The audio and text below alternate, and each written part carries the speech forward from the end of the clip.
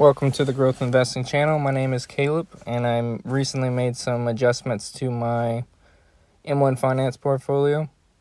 Originally, I went all in the stock market. I put in 100,000, and I realized quickly that I bought in at a high price, and I feel like I can get a better deal by being more patient and attempting to average into the market.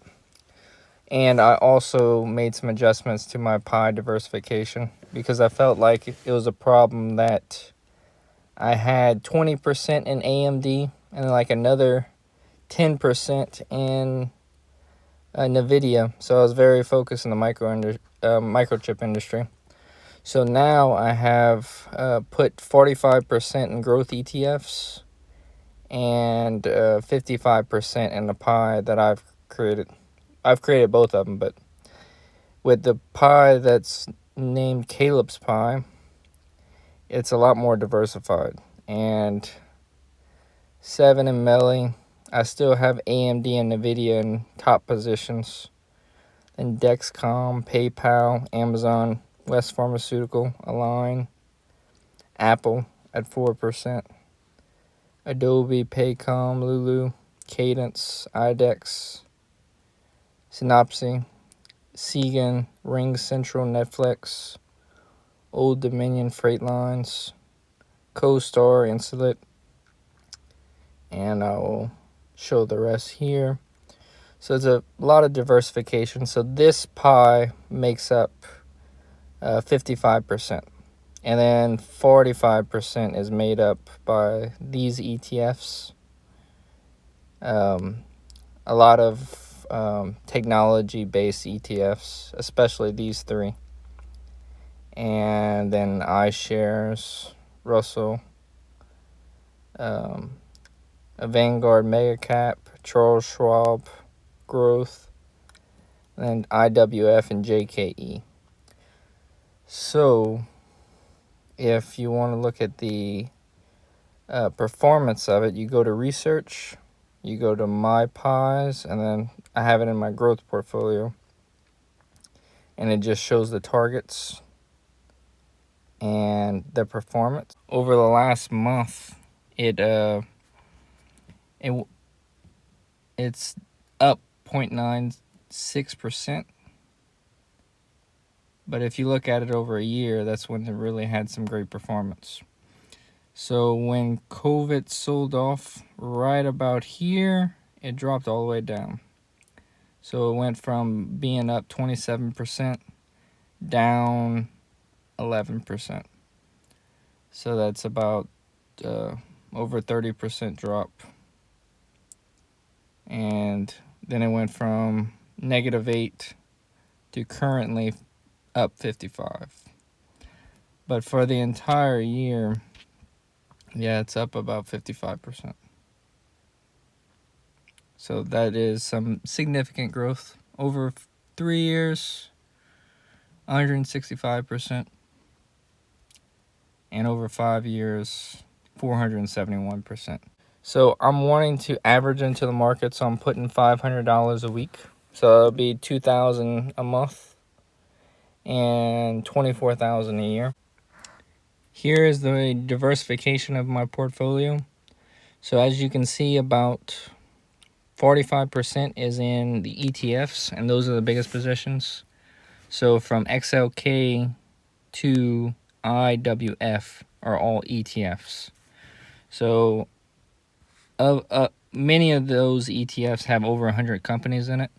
So I'm extremely diversified among my portfolio. And I'm going to gain additional diversification by diversifying my buy points. Instead of just buying all at once, I minimize my risks because I will be buying multiple times a year. So if I buy every week and I'm putting $500 a week, I get to diversify my buy points, and I'm not taking as much risks, especially if there's a major crash.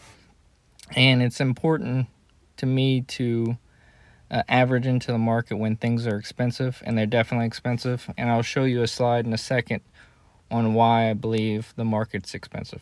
Here on the long-term-trends.net, it's showing the S&P 500. So it's pretty much the market cap of the S&P 500 compared to the GDP. And it's showing the type of spike up right before some of the crashes and how hard it crashed. And right now we're way above the levels that we were in 1999 and 2007, prior to the bubble of the dot-com bubble and the housing bubble. So right now we could potentially be in another bubble, because this right here is showing, it's pretty much showing how expensive a stock is compared to the GDP. So this would apply 50 years into the future. If you're getting something that's 0.15 or higher, you're in a somewhat dangerous level. But if you want to look at it over 100 years, you can see in 1929 it was at 0.25. So that was very dangerous, and it dropped significantly. The market cap for the S&P 500 compared to the GDP. So we could be in dangerous territory at the moment. But they also show the Dow. This is over 50 years. We're in the 1.25 area, and it seems like 0.6 to 0.7 is a good I would say a discounted deal if you can get in at those levels. And we could be potentially headed towards that, because what's been driving the market up so high is all the printing of money and all the stimulus. I think the market's pretty expensive right now, and the best way to minimize risk is to average into the market, in my opinion, because no one knows exactly the best time to buy, but these graphs can give you a good idea.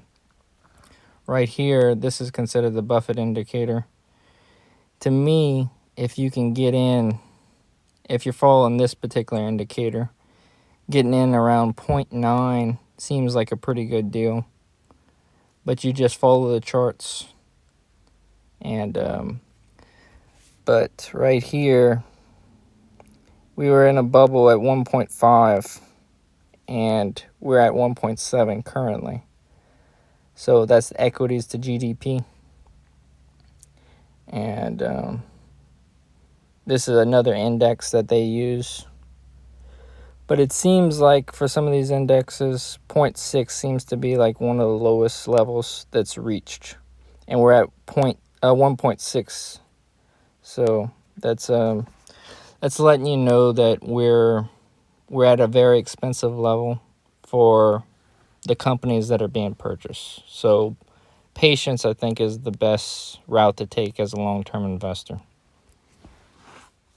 Thanks for making it to the end of the video. If you would like to invest in this pie, make sure to check the description. It'll be this link down below. Thanks. Also, if you would like to get 3 free stocks with Webull, if you put in $100 using my link in the description below, you will be able to get 3 free stocks.